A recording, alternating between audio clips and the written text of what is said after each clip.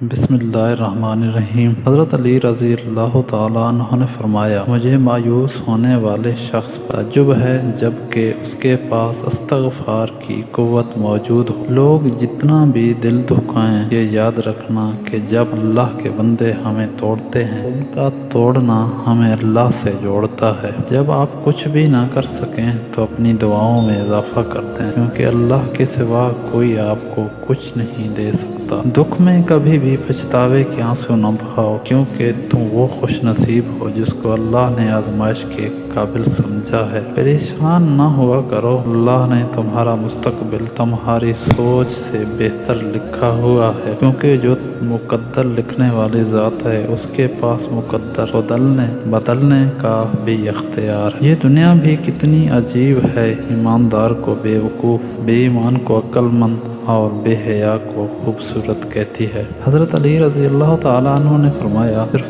دو لوگ مقدر والے ہوتے ہیں، ایک وہ جو جنہیں وفادار دوست ملتا ہے، اور دوسرا وہ جن کے پاس ماں کی دعا ہوتی ہے۔ اگر کوئی تمہیں ضرورت کے وقت یاد کرتا ہے تو پریشان مت ہو، بلکہ فخر کرنا کہ اسے اندھیروں میں روشنی کی ضرورت اور وہ روشنی تم ہو۔ تمہارے والدین تمہیں بچپن میں شہزادوں کی طرح پالتے ہیں، لہذا تمہارا بھی فرض ہے کہ تم ان کو بڑھاپے میں بادشاہوں کی طرح رکھو۔ سب سے بڑا جاہل وہ ہے جو ایک پتھر سے 2 دفعہ ٹھوکر کھائے۔ حضرت علی رضی اللہ تعالیٰ عنہ نے فرمایا، محبت کا اصل حقدار تو اللہ ہے، بس تم اس کے آگے جھکو، وہ تمہیں کسی کے آگے جھکنے نہیں دے گا۔ دوسروں کے محل میں غلامی کرنے سے بہتر ہے کہ انسان اپنی جھونپڑی میں حکومت کرے۔ جب حق پر رہتے ہوئے تمہاری مخالفت حد سے بڑھنے لگے تو سمجھ لو اللہ تمہیں کوئی مقام دینے والا ہے۔ تم خود اپنی دعاؤں سے اپنا مقدر لکھتے ہو، اور تمہاری دعائیں ہی